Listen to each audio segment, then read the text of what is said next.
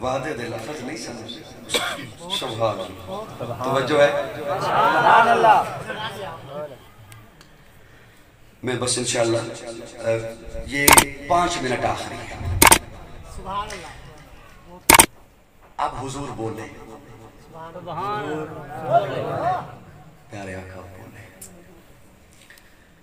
سوال کیا کیا مکہ والوں کے سامنے مکہ والوں 40 سال تمہارے درمیان رہا میں اگر مجھ پہ کوئی فتویٰ نہ لگائے اور کوئی اعتراض نہ کرے تو میں اپنے تخیل میں بولوں مجھے تو یوں محسوس ہوتا ہے جیسے حضور جو بولنے لگے تو شاید ستارے بھی چھک چھک کے آگئے ہوں کہ آج تک نہیں بولا سبحان اللہ ہوائیں بھی رک گئی ہوں مجھے معاف کیجئے گا میرا تخیل تو یہاں تک ہے کہ شاید انبیاء کی ارواح نے بھی کہا ہوگا آؤ دیکھتے تو ہیں کہ ہمارا سردار نبوت کی کیا دلیل دیتا ہے سبحان اللہ جناب ابراہیم نے کہا ہوگا مجھے آگ میں کودنا پڑا جناب موسیٰ نے کہا ہوگا مجھے عصا سے معجزہ دکھانا پڑا جناب سلیمان نے کہا ہوگا مجھے تخت کو ہوا کے دوش پہ لے جانا پڑا جناب زکریا نے کہا ہوگا مجھے آرے کے سامنے 2 لخت ہونا پڑا میں دیکھتے ہیں ہمارا سردار نبوت کی کیا دلیل دیتا ہے اور پیارے آقا نے جب لب کھولے حضور بولے تو کوئی کسی کتاب کا حوالہ پیش نہیں کیا تورات کی کوئی آیت پیش نہیں کی انجیل کی کوئی لائن پیش نہیں کی حالانکہ آقا کر سکتے تھے تورات میں آقا کا تذکرہ موجود انجیل میں آقا کا تذکرہ موجود پیارے آقا نے ایک سوال کیا مکہ والوں 40 سال تمہارے درمیان رہا ہوں مجھے صرف اتنا بتا دو حل وجدتمونی صادقا او کاذبا سبحان اللہ میں جھوٹا ہوں یا بڑا مشہور بات ہے آپ اکثر خطبات سنتے رہتے میں جھوٹا ہوں یا جواب تو تھا انت صادق تو سچا ہے انت صدیق تو سچا ہے بات تمام ہو گئی مکمل ہو گئی انت صادق تو سچا ہے لیکن کیا کہنے جن کی زبان عربی تھی وہ کہنے لگے جربنا کا مرارا ما رعینا فیک الا صدقا سبحان اللہ چند بزرگ تشریف فرمائیں یقین جانیں جن کی محبت کی وجہ سے میں بولے جا رہا ہوں جتنی توجہ سے اور محبت سے وہ سن رہے ہیں میں مجھے بھی 19-20 سال ہو گئے چہرے پڑھتے ہوئے لوگوں کے پڑھ ہی لیتا ہوں ایک جھلکی میں ذالک فضل اللہ یؤتی من یشاء پڑھ لیتا ہوں جتنی محبت سے وہ سن رہے ہیں میرے خیال میں جن سے مجھے امید تھی شاید وہ نہ سن رہے ہوں اس توجہ سے پیارے آقا فرماتے ہیں حل وجدتمونی صادقا او کاذبا میں سچا ہوں یا جھوٹا تو وہ کہنے لگے جربنا کا مرارا جربنا تجربہ کیا مرارا کئی بار ایک دفعہ کی بات نہیں جربنا کا مرارا ما رائنا کسی ایک کی آنکھ نے نہیں ہم سب کی نگاہوں نے دیکھا ما رائنا فیک الا صدقا صدقا آمنہ کے لال تو اتنا سچا ہے تجھے صادق کہہ دے لطف نہیں آتا صدیق صرف کہہ دے لطف نہیں آتا صدقا صدقا سچا تو وہ کہلائے گا جو تیرے قدموں سے لگے گا صدیق تو وہ بنے گا جو تیرے قدموں سے آگے چلے گا جہاں تیرے قدم لگیں گے وہاں سے سچائی کے چشمے سبحان اللہ سبحان اللہ سبحان اللہ میں اپنی گفتگو بہت لمبی ہے میں معذرت چاہتے ہوئے اتنی زیادہ میں وہ آپ کی خدمت میں پیش نہیں کر سکتا گھنٹہ میرے خیال میں ہونے کو ہے آخری ایک جملہ بول دیتا ہوں باقی یہ باتیں پھر کبھی صحیح اصل میں اب میری کیفیت یہ دیکھیے کہ میں نے کئی لوگوں نے محبت سے سنی میری بات کئیوں کو میں نے زبردستی سنائی معذرت کے ساتھ میں کوئی کسی پہ تنقید نہیں کر رہا میں بہت چھوٹا ہوں آپ سے لیکن میں ایک اپنا الویہ اور درد دل بیان کر رہا ہوں کئیوں کو میں نے زبردستی سنائی ایسا ہی ہے نا مان جائیے اس میں عرض کیا تھا کہ میں اگلی بات کروں مان جائیے زبردستی سنائی سبحان اللہ اور کئی جج بن کے سن رہے ہوں گے کہ ہم نے کوئی فیصلہ کر کے اٹھنا ہے یہ بھی ہوتا ہے اور اس وقت سوشل میڈیا پر ہمارے احباب کے علم میں نہیں کہ کیا طوفان بدتمیزی قائم ہے. وہ فتنوں کا دور ہے کہ جس کے متعلق پیارے آقا صلی اللہ علیہ وسلم نے فرمایا تھا کہ ایمان بچانا مشکل ہو جائے گا. اور بدقسمتی سے ہم اس دور سے گزر رہے ہیں. یہ خاطر جمع رکھیے بات، ہم اس دور سے گزر رہے ہیں. بلکہ ایک اور فرمان آپ کی خدمت میں پیش کر دوں. پیارے آقا کا فرمان ہے کہ ایسا وقت آئے گا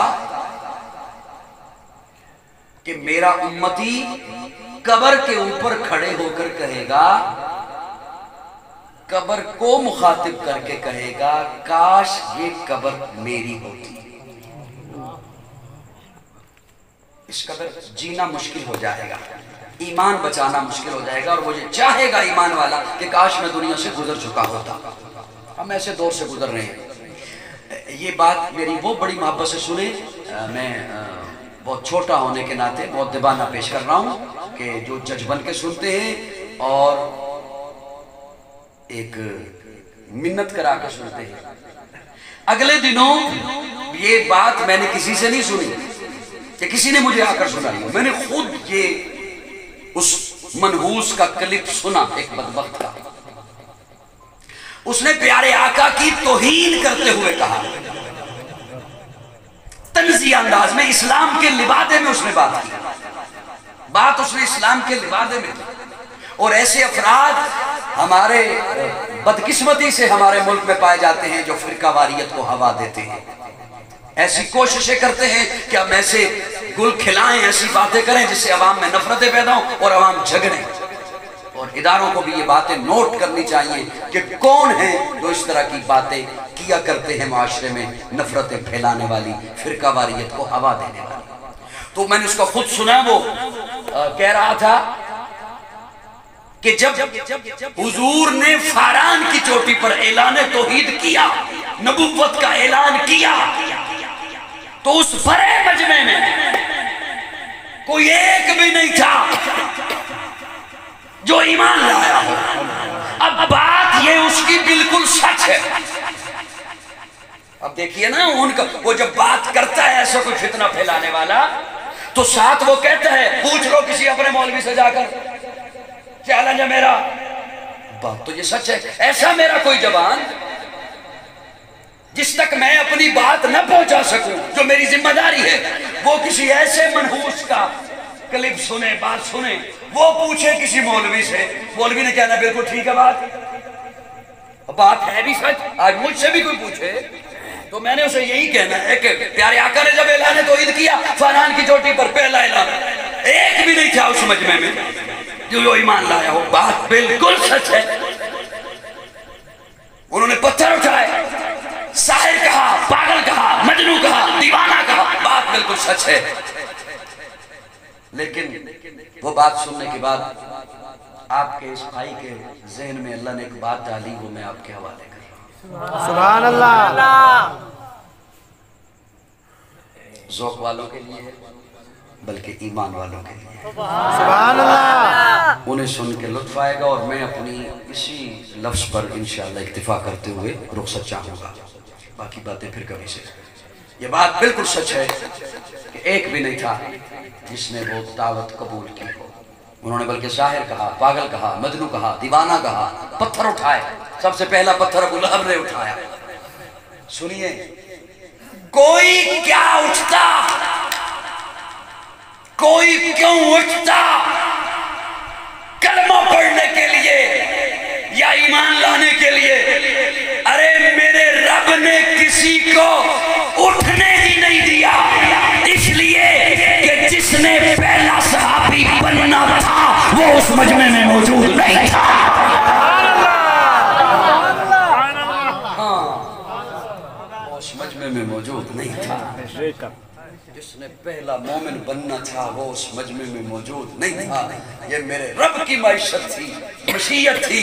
یہ میرے رب کا فیصلہ تھا کہ رب نے کسی کو وہاں پر اٹھنے دیا ہی نہیں. ابو بکر گئے ہوئے تھے، کپڑے کے تاجر تھے، کپڑا خریدنے کے لیے.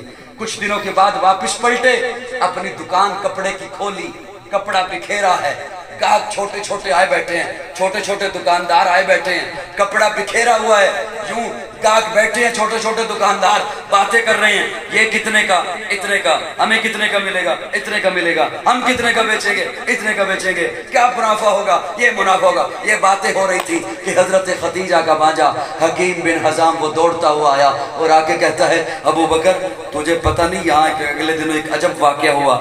हाँ क्या हुआ? वो मेरा खालू है ना। अच्छा अबू बकर अगर तुझे समझ नहीं आती तो यूं बताता हूँ, वो जो तेरा यार है ना,